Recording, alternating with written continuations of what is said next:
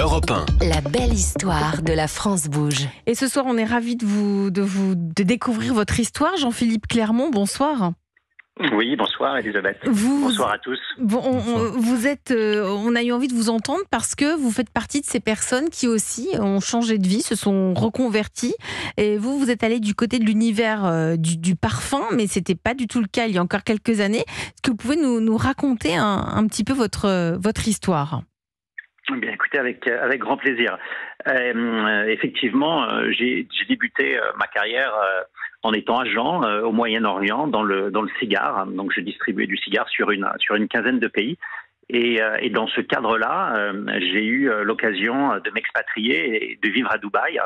Et au final, souvent, quand on est loin de son pays, écoutez, on apprécie d'autant plus ce que son pays a à offrir, sa culture, ses valeurs, et j'ai eu l'envie de m'impatrier, de revenir en France, et j'ai lancé une maison de parfums de niche, de créateurs, qui s'appelle Atelier des Ors. L'Atelier des Ors, sauf que auparavant, vous en 2000, je reviens sur votre parcours, quand vous êtes au Moyen-Orient, vous découvrez le cigare, vous tombez amoureux de fumer le cigare, du savoir-faire du cigare, et vous reprenez en 2000 une entreprise de fabrication de tabac. Et là, c'est un énorme succès.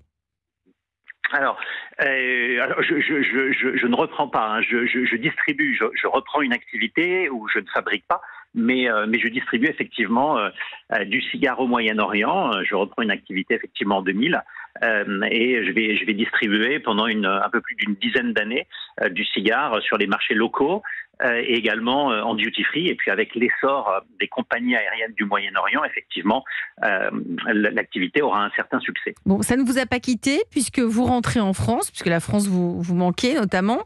Et là, vous fondez la maison de parfum. On est en 2014. Ça vous vient d'où?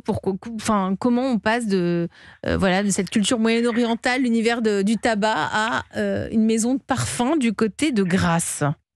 Bien, écoutez, il se passe quoi? La vie, j'aime toujours raconter une petite anecdote où au final, en 2000, l'idée me vient en 2011-2012 et ce sont des rencontres. Hein, c'est l'entrepreneuriat. C'est ce que disait Christian Mas pour le flacon avec Bernardo. C'est ce qu'il nous a raconté. C'est beaucoup de rencontres. Voilà, et sur votre route, il y a un moment, il y a alors bien évidemment, il y a des envies. Hein. J'ai toujours eu envie d'avoir une marque, d'exprimer des choses, mais voilà, il y a un moment dans votre vie, il y a des signes. Hein. Donc il y a une rencontre avec un designer de flacons de parfum, avec une personne qui travaille dans une maison de composition qui s'appelle DSM Firmenich, avec qui je collabore aujourd'hui. Et voilà, et ces personnes, dans un cercle amical, des rencontres, des dîners, à un moment, voilà, des rêves que vous avez pu faire, il y a ces signes. Je pense qu'à un moment on sait écouter. Il y a pu avoir d'autres signes précédemment, mais que je n'avais peut-être pas su écouter. Mais à ce moment-là, donc il faut être à l'écoute des rencontres. C'est ça que vous nous dites ce soir. Exactement. Il faut savoir s'ouvrir. Il faut être à l'écoute de ces signes, de ces rencontres. Et puis voilà, en espace de.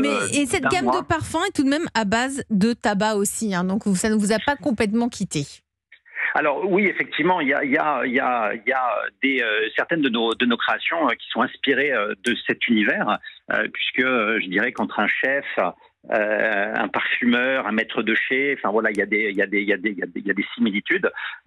Donc c'est sélectionner des ingrédients de qualité, c'est savoir les assembler pour pouvoir créer une émotion. L'Atelier des Ors, merci Jean-Philippe Clermont de nous avoir répondu ce soir. Vous étiez sur Europe 1 dans La France bouge.